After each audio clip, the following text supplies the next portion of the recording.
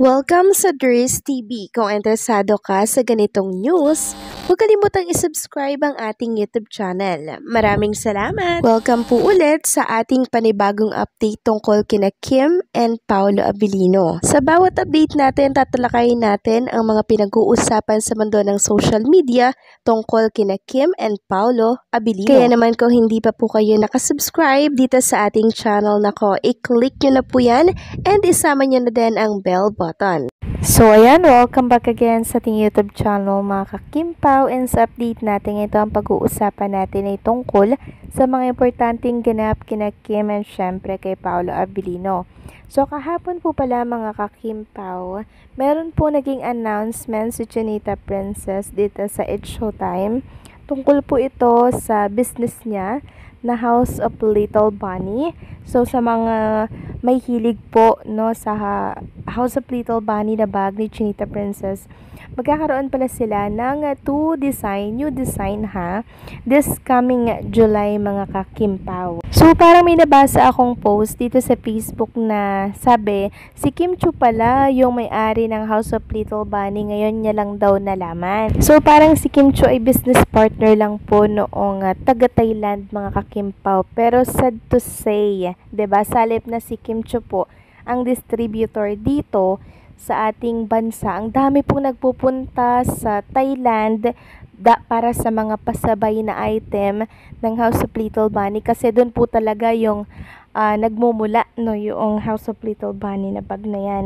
So may mga pasabay mga kakimpaw, kaya salip na kay Kim Chiu po bumili ang mga Pilipino, doon po nagpapasabay sa Thailand yung iba. 'Di ba? So nawawalan po ng purpose yung pagiging business partner ni Chinita Princess at pagiging distributor dito sa ating bansa. Kaya sana suportahan natin itong business ni Chinita Princess. Mismong sa shop niya tayo bumili. Ang dami na rin po kasi sa Shopee mga kakimpaw. 'Di ba, nagkalat doon yung mga shop na pwedeng mabilhan na sana ay dapat kay Chinita Princess lamang po. Next topic naman, pag-usapan natin mga kakimpaw. Ito pong nilike ni Chinita Princess sa X. Ito po yung naging post ata ni Stella. Sabi dito ni Stella, one of my favorite K-drama, wish ko may ganito din ang Kimpaw, dami kong lukhang naaksaya dito. So nilike po or hinart yun ni Chinita Princess. Hopefully nga po mga kakimpaw magkaroon sila ng K-drama, dahil ito talaga yung kinababaliwan ngayon ng mga Gen Z. Ngayon nung makita po ni Stella na nag-heart react si Kim Chiu, sabi niya, OMG, nakaka-happy naman ng morning ito. Okay, pas ako sa Barda for today's video. So si Chinita Princess talaga mga kakimpaw, lahat na-appreciate niya po, kahit konting mga post, talagang nagre-react siya pag nakita niya po yung post na yon. Ito lang pong simpleng to mga kakimpaw, sobra na pong napapasaya yung mga nagpo-post, no? Kasi syempre kahit small thing na-appreciate ni Chinita Princess, katulad nitong pinost ni One Publicity PH na kung saan nirepost po ni Chinita Princess sa kanyang Instagram story yung tungkol dito sa post ni One Publicity. Sabi dito, the Stella ship, what does it take for Kim Chiu to change her look? In recent weeks, sabi dito, Kim Chiu carousel of shifting hairstyles have sparked buzz and questions. Was it just a style experiment or something deeper?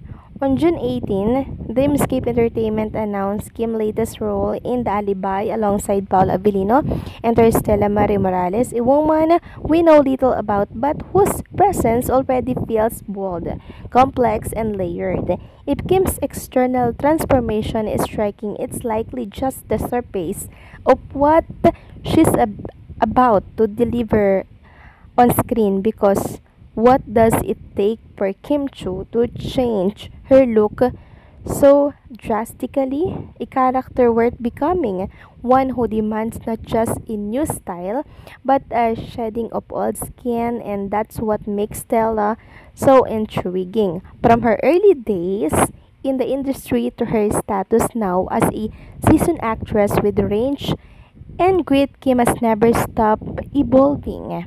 But this time, it feels different.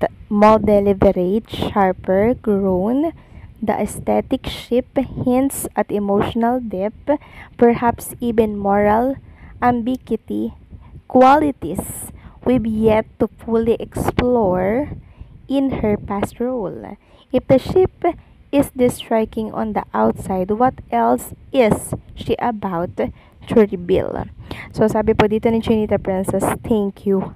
So talagang na-appreciate po ni Chinita Princess mga kakimpaw yung mga sentimiento ng bawat mga fans. Samantalang ano tong nabasa ko mga kakimpaw mula sa showbiz buzz na si Gerald D. Umano ay nagparinig daw kay Paolo Avellino. Sabi dito sa caption na Gerald may parinig kay Paolo, maswerte ka. Yes, maswerte si Paolo Avellino kay Chinita Princess. Kung totoo man ha na nagparinig si Gerald Anderson kay Paolo Avellino, sobrang swerte ni Paolo. Bakit?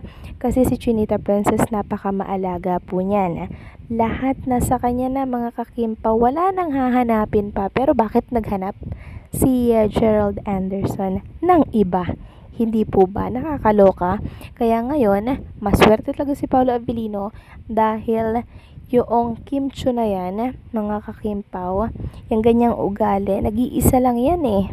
Kaya bakit nila sinayang? 'Di ba? So maswerte din si Kim kasi napapunta na po siya sa tamang tao. Kaya sabi po dito ng mga Kimpaw Nation, swerte is not the right word. It's a blessing.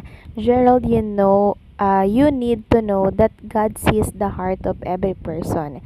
He knows Paolo's genuine intention, his sincere interest on Kim, and so Paolo won God's favor. God blessing. Then may nag-comment ditong fans na, sus Gerald, ipinagpalit mo siya kay M.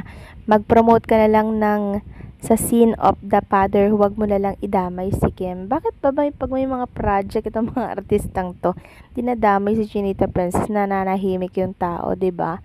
So mag-promote na lang kayo nang walang ginagamit or may pinag-uusapang iba, no? Doon sana mag-focus sa project. Huwag nang idamay si Kim. Sabi pa ng isa, might be first and last love ni Gerald si Kim ABS-CBN 2024 ball. May video na all eyes kay Kim Chiu. One of them was Gerald. It hurts to say goodbye and move on, especially if you still care and love him or her. Anyway, we cannot blame Gerald for loving Kim, but I'm sure you really hurts Kim and it's hard for her to give you a second chance. Hoping you will find someone you will give you love, peace, and contentment. So pag wala po talagang kakontentuhan ng isang tao, hahanap at hahanap siya ng iba. 'Di ba? Ang happiness talaga mga kakimpaw, nasa contentment po yan eh. Si Kim, salamat no dahil nakalaya na po sa mga ex niya, sa mga naging past niya na hindi po siya pinapahalagahan.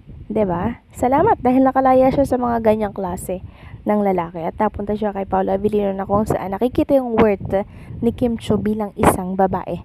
Doon palang masaya na kaming mga Kimpaw fans or Kimmers, solid Kimmers dati mga kakimpaw. Kaya sana ingatan po ni Paolo Avellino ang damdamin ni Chinita Princess ngayong si Kim ay nasa kanya na. So agree ba kayo dito mga kakimpaw? Please comment down below. So paano? Hanggang dito na lamang pong update natin. Maraming salamat sa pagsuporta.